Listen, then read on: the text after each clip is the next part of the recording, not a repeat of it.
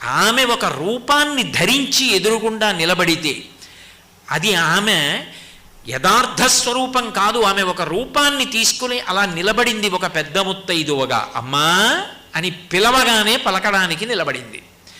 అటువంటి దుర్గమ్మ యొక్క 2 అక్షరాలు పలకడం అంత గొప్ప విశేషం. అయితే ఆపద పోవడానికే కాదు సుమా, దుర్గా సప్తశతి అని మార్కండేయ మహర్షి ఇచ్చారు. అద్భుతమైనటువంటి శ్లోకములతో కూడుకున్నది. కానీ ఉపదేశం అవసరం. శ్లోకములే అయినా అవన్నీ మంత్రములే అని. అందుకే ఆ శ్లోకములకే స్వాహాకారంతో చేస్తే చండీ హోమం అయిపోతుంది. పారాయణ చేస్తే తీర్థం తీసుకుంటారు. సప్తశతి అంత గొప్పది. అసలు లోకంలో ఒక మాట చెప్తారు, పురుషార్థములు 4 కదూ, ధర్మ అర్థ కామ మోక్ష. ఈ 4టిని చెప్పడానికి 700 శ్లోకాలతోనే ఇచ్చారు అంటారు. ధర్మం చెప్పవలసి వచ్చిందనుకోండి 700 శ్లోకాలతో మనుధర్మశాస్త్రం.